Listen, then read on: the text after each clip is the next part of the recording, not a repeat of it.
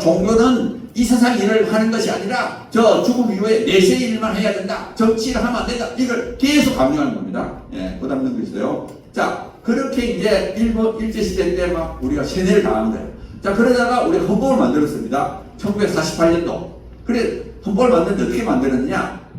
그때 미군 군정에서 헌법 초안을 2개 만들었어요. 미국 헌법을 토대로 해가지고 2개의 헌법 초안을 우리에게 제안한 겁니다. 근데 거기에 미군청이 만드는 데서는 정교 분리가 없었어요. 오히려 국교 분리라는 내용만 있습니다. 그러니까 국가와 종교가 분리돼야 됩니다. 그런 내용만 있었는데 이거를 이제 번역하는 과정에 이게 종교와 정치의 분리로 나눠집니다. 근데 왜 그러면 이게 국가가 왜 정치를 없겠느냐? 아마 그 일제시대에 하도 세뇌를 당하다 보니까 이거를 이제 종교와 정치의 분리로 이렇게 오역을 했지 않겠느냐. 이건 추측입니다. 예, 넘겨주세요.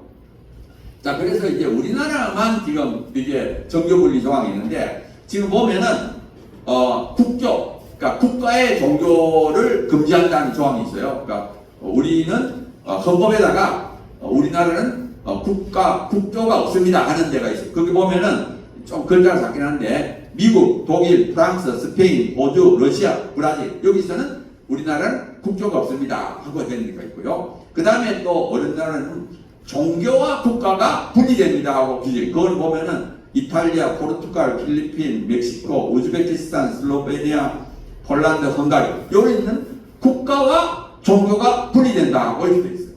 자, 그런데 우리나라처럼 종교와 정치가 분리된다는 나라는 딱 3나라밖에 없어요. 대한민국, 일본, 그 다음에 부탄 3군데만 딱 정치와 종교가 분리된다고 돼 있어요. 자, 그 다음 페이지 보세요. 자, 이 정치와 종교가 분리된다는 나라는 부탄하고 일본인데 부탄은 뭐냐면 부탄은 국교가 불교입니다. 거기는 불교가 나라 종교예요.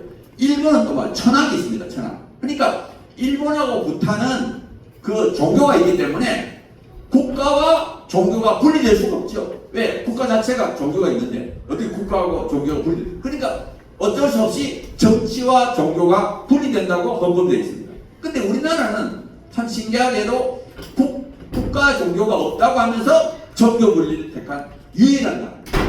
그러니까 아까 말했던 대로 이게 잘못해서 한 거예요. 자, 그러면 다른 나라 보겠습니다. 미국을 보죠. 미국. 자, 미국을 보면은 수정헌법 1조. 수정헌법 1조에 뭐라 되어 있느냐? 의회는 국교를 설립하거나 종교의 자유로운 행사를 금지하는 법률을 제정할 수 없다. 이게 1조. 또 국교도 없고, 그 다음에 종교를 이렇게, 이제 자유롭게, 하는 걸 막으면 안 된다는 거예요. 그러니까 미국 헌법에는 교회와 정치의 분리라는 말이 없습니다. 근데, 이제 연방대법원에서 1947년도 연방법원 판결하면서 뭐라고 했는가 하면 요 1조의 의미는 뭐냐 하면은 국가와 종교의 분리를 의미한다 하고 이제 판결했습니다. 1948년. 그리고 47년에 그리고 이건 정치를 못한다. 종교인들은 정치를 못한다. 그런 뜻은 아닙니다. 네, 그 다음 프랑스로 봅시다.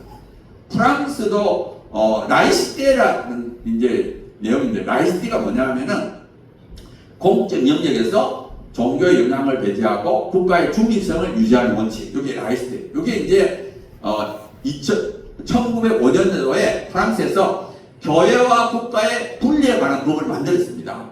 그리고 1946년도에는 이제 헌법에다 걸렸습니다. 그러니까 여기서 보면은 이 프랑스의 법은 국가가 특별하게 종교에 특권을 주거나 지원 안 하겠다는 거지 개인이 정치 참여 못한다는 뜻은 아닙니다. 네, 부담 넘겼어요. 자, 독일의 경우, 독일의 경우에도 역시 마찬가지로 그 4조에 종교의 자유를 보장하고 있고요. 정교 분리라는 내용은 없어요. 오히려 독일은 국가하고 종교가 서로 협력 관계입니다. 그래서 나라에서 세금을 모아가지고 이제 교회에다가 지원을 하고 그래요. 네. 부담 넘겼어요. 자, 일본의 경우를 봅시다. 일본의 경우는 메이지 유신의 이제 옛날인데 그 헌법을 만들었어요. 1조가 뭐냐? 1조는 대일본 제국은 만세 1개의 천황이 통치한다. 이게 만세 1개의 천황이라는 건 뭐냐면 이 천황이 태양신의 자손이라는 그런 거국 신화에 기초한 거고요. 3조에 뭐냐? 천황은 신성하여 침범해서는 안 된다. 그러니까 절대 권력을 가지고. 그러니까 이 일본의 헌법 자체가 이런 종교를 갖고 있는 거예요. 천황교를 갖고 있습니다. 네, 그 다음 페이지를 넘기면 이제 요거는 이제 전쟁 끝난 다음에 전후에 이제 만드는 겁니다. 1947년도에 만들었는데 여전히 거기 보면은 종교단체는 정치상의 권력을 행사하면 안 된다. 그러니까 정교분리라는 내용이 들어있습니다. 왜 들어있느냐? 여전히 헌법 안에 천황제가 있기 때문에. 그래서 일본은 이 종교단체가 정치력 하면 안 된다. 정교분리가 되어 있는데 그렇다고 해서 뭐 종교인들이 못하게 한 건 아닙니다. 자, 그 다음 넘기면 종교가 국가를 지배했던 경우들이 몇 개가 있어요. 우리 잘 알다시피 중세 유럽 그때는 교황이 굉장히 힘이 있었죠. 그래가지고 거기 있는 것처럼 교황 그레고리 7세가 뭐라 그랬어요? 막 황제를 폐위시킬 수도 있다 해가지고 1077년에 카노사의 권력 이게 뭐냐? 로마 지금 황제가 와가지고 싹싹 빌었지. 황제 앞에. 그만큼 이제 교황이 힘이 셌어요. 그러니까 종교가 국가를 지배했죠. 자, 우리나라의 경우를 보면 고려시대도 보면은 불교가 국교죠. 거의 국교죠. 그렇지만 국가가 또 불교를 또 이제 통제를 했습니다. 네, 그 다음 넘겨주세요. 조선시대는 또 유교가 이제 어떻게 보면 이제 정치 해가지고 보면은 불교를 억누르고 유교를 숭상하는 그런 걸 했습니다. 자, 보면은 이제 외국에서 보면은 30년 전쟁이가 있어요. 30년 전쟁은 뭐냐면은 그 카톨릭하고 개신교가 싸웠어요. 카톨릭하고 개신교가 막 이렇게 30년 동안 치고받고 싸웠어요. 그러니까 그 얼마나 종교전쟁이 전쟁. 그래가지고 마지막에 웨스트팔리아 조약을 딱 맺으면서 우리가 이 종교전쟁을 하지 말자. 그 다음에 또 존 로크가 관용에 관한 편지 이런 걸 통해서 이제는 더 이상 종교 때문에 전쟁한다는 거죠. 쉽게 말하면 종교가 때문에 싸운다는 거예요. 국가가 어떤 특정 종교를 지지하면서 사는 거잖아요. 그래서 이제는 국가와 종교는 분리해야 된다. 사실은 이렇게 해서 나온 것이 국교분리입니다. 국교분리. 그러니까 대부분의 나라에는 국가의 종교, 국교를 정하지 말자. 또 그 다음에 국가와 종교는 분리하자. 이런 걸 통해서 종교전쟁을 이런 폐해를 통해서 만들어진 겁니다. 그러니까 원래는 국가와 종교의 분리가 원칙인 거예요. 네. 그 다음 넘기세요. 자, 그래서 종교인의 정치 참여는 기본권입니다. 이건 뭐 종교인이라고 해서 정치를 못한다. 그건 말이 안 되죠. 그리고 사실은 종교가 굉장히 일을 많이 했어요. 미국도 보면 노예제도를 폐지했죠. 우리나라도 보면 민주화운동을 종교인들이 많이 했습니다. 마르틴 루터 킹 다 어떻게 보면 신앙인이면서도 열심히 종교 활동을 한 거죠. 네. 그 다음 넘기세요. 자, 우리나라 헌법재판소 판례도 보면은 그 국가가 종교에 간섭하지 말라는 뜻이라는 거예요. 그 헌법 20조 2항이 그런 뜻이라는 거로 어떤 특정 종교나 종파를 우대하거나 불이익을 주지 말라. 그런 뜻. 국가가 이 종교에 간섭하지 말라는 뜻이 종교 분리 내용이라는 거예요. 헌법재판소 그렇게 판례를 한 겁니다. 자, 넘기겠습니다. 자, 이제부터는 아까 말했던 대로 그 민법 결정안에 무슨 내용이 들어있는지 구체적으로 한번 살펴보겠습니다.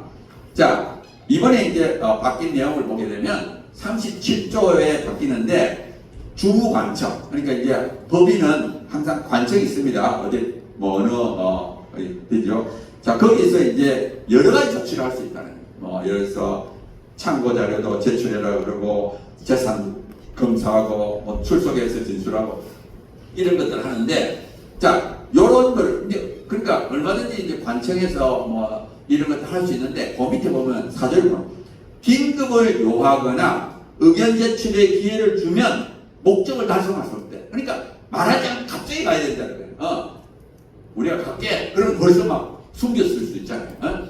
우리가 이렇게 조사를 갑니다. 미리 말하면 숨길 수가 있으니까. 자, 그럴 때는 그냥 갑자기 가야 돼요. 긴급을 요하거나 갑자기. 자, 그럴 때는 그냥 가가지고 무조건 가가지고 장부 내놔라. 이렇게 할 수 있다. 네.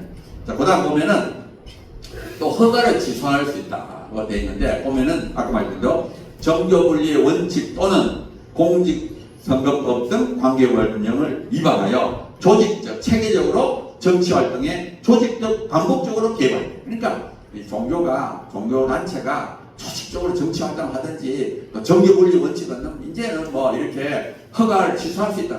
근데 이게 문제는 뭐냐면은 이게 모호한 거예요. 조직적, 체계적이라는 게 이게 도대체 뭐예요? 그러면 한 5개 교회가 뭉치는 조직인가? 그 다음에 또 이게 뭐 반복적, 이게 그리고 이거는 판단을 주무관청이 하는 겁니다. 해산을 시키고 해산이라는 엄청난 그 파워를 그냥 주무관청이 그냥 할 수 있다는 이게 문제가 되는 거죠. 네, 그 다음 넘겼어요.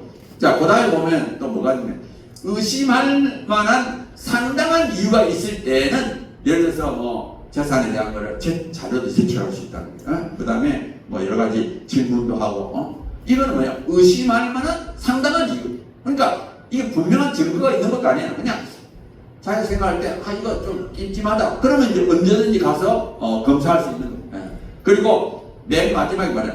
범죄 수사를 위한 것으로 해석되어서는 안 돼요. 이게 무슨 말인가 하면 영장 없이 할 수 있거든요. 보통 우리가 뭐 자택 수사하고 뭐 이렇게 검사할 때는 영장이 필요하잖아요. 법원에 검사가 영장을 발부해야 되잖아요.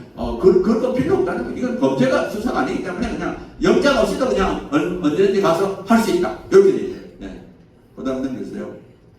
그 다음에 만약에 이게 설립이 취소가 되면 잔여 재산은 국고에 귀속된다. 그러니까 남아있는 돈은 전부 다 나라한테 가는 거예요. 여기 이제 곧 지금 민법 개정한 내용들입니다. 자, 그러면 이게 통과되면 어떻게 되느냐? 문제는 이제 정치활동을 못해요.